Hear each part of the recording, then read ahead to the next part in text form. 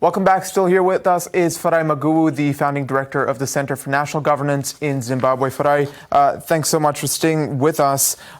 You did mention during the last question that artisanal miners were affected in the Marange diamond fields quite a bit. What exactly is artisanal mining? How does it work? Artisanal miners, these are unregistered miners who often work either in groups or syndicates of any number between 3 and say 15. They don't have a license. They use primitive tools like hoes and shovels and picks. They are not very organized. They are very informal. And they are not recognized by the government.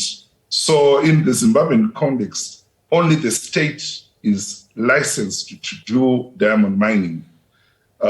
So when these people enter into Marange, often driven by poverty and unemployment, they pay a fee to the security guards to gain entry. But you also have a significant number that do not pay a fee. They just find a way because these are vast diamond fields, which are very difficult to bring under control. And when they are caught, that's when they run into trouble, where they are tortured, and some of them, unfortunately, do lose their lives. And the torture and the atrocities, are these committed by guns for hire from these mining companies? Are they tortured by state-sponsored individuals? Who's responsible for that? Initially, the atrocities were committed by the state security, the military and the police and the plainclothes and the like. But lately, the Kimberley process then ordered that diamond security must be in the hands of private security guards employed by the company. But these people are also recruited from ex-security agents and also some militias who have a history of political violence. Hence, the use of torture to them is normal. It's something which they have been trained to do. And the fact that the state has granted them impunity, where they are never held accountable to date. Like I said earlier on, torture is happening every day in Marange. People are dying, and yet none has ever been arrested for these cases of torture, which are easily verifiable. And then you also have a situation where the police and the army, they also do random searches in people's homes in the Marange villages, purportedly to flush out artisanal miners from these homes. And they don't have a search warrant. They break people's doors and windows and get into people's homes. No one holds them accountable. People are sometimes arrested on false charges of keeping artisanal miners in their homes, and they are taken to a detention center where they have to pay a ransom for them to go back to their families. And that's how these people also raise money to buy whatever they want, be it alcohol or food there. They do it through extortion, arresting people and forcing them to pay a ransom. It sounds horrible what's been happening in the Marange fields.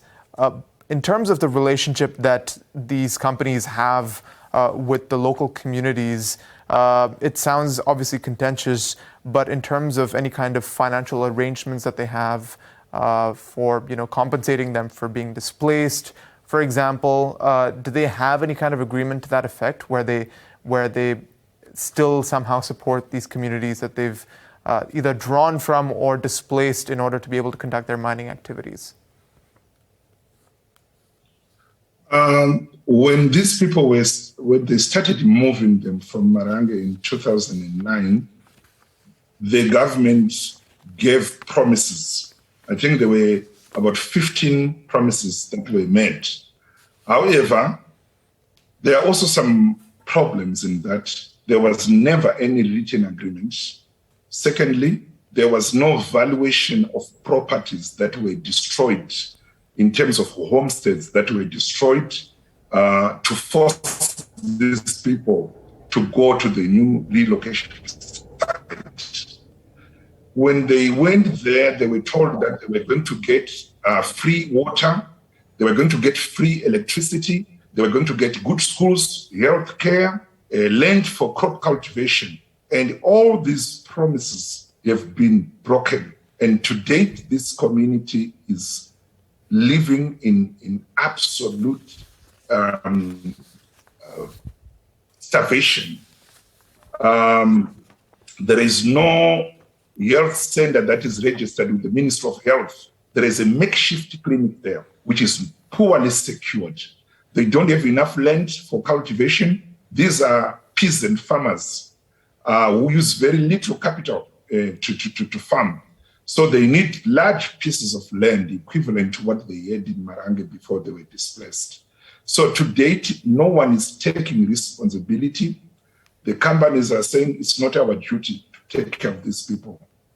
The government is saying, go to the companies. It is not our responsibility, even though government had 50% share ownership in all the diamond mining companies that displaced these people from Marange.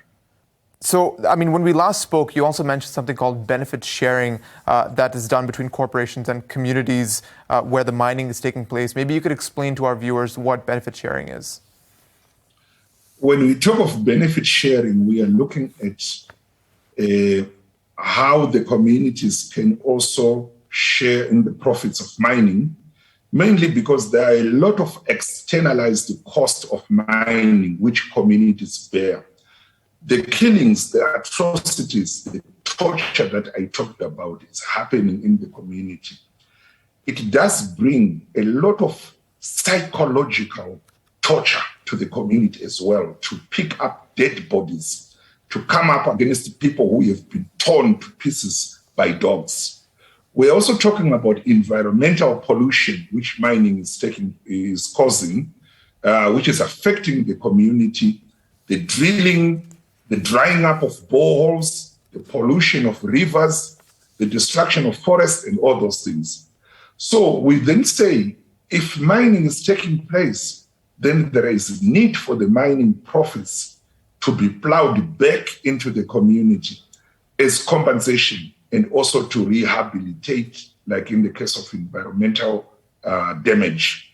But that is not happening. We have what are called the community share ownership trust, where the intention was to ensure that profits from mining is invested into the community through the community share ownership trust.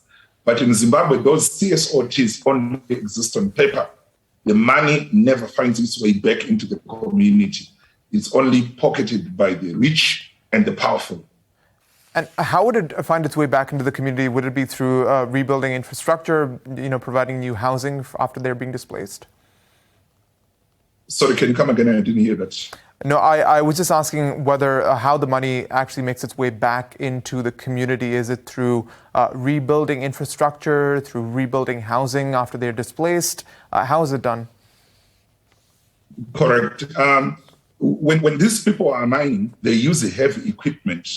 The roads in the communities, they are not tarred, they are dusty roads. So they are very vulnerable to heavy equipment. So we expected this money to be used to upgrade road infrastructure, to also upgrade like health centers and schools. We have actually schools that were destroyed because of mining. They need to rebuild new schools for the community. And of course, those who lost their homes, they need to recover the homes that they lost. We also have people who lost businesses. They built their shops, and they were told that this area is now a protected area where your shop is. There is need to make sure that wherever they go, that money can rebuild the shop and ensure that the businessmen can continue with their businesses. And has the designation of the protected area helped at all, or has it, only added to the problem? It only added to the problem because we are talking of an area about 150,000 hectares. We are talking about 3 wards and over 30 villages that have been designated a protected area. And when they say it's a protected area, it's kind of an open prison where no one is allowed in that community except when they get a permit from Home Affairs, which is very hard to obtain, which means this whole community has been cut off from the rest of the country. Their constitutional rights have been suspended. Why? Because somebody wants to get diamonds out of that community. I talked about the military breaking people's homes without search warrants. All this is justified under the Protected Areas Act. And if you look at that law, it is very clear that the law is activated in situations of war and immediately after war. So basically speaking, this community is in a war situation, as the law itself explains why it has to be put under Protected Places and Areas Act of Zimbabwe. Farai, I mean, there's obviously a lot to get through over here, but thank you so much for your insight. Thank you very much, Joe. All right, that's it from us. That's it from us here on All About Money. We'll see you again next week. Thank you. Bye-bye.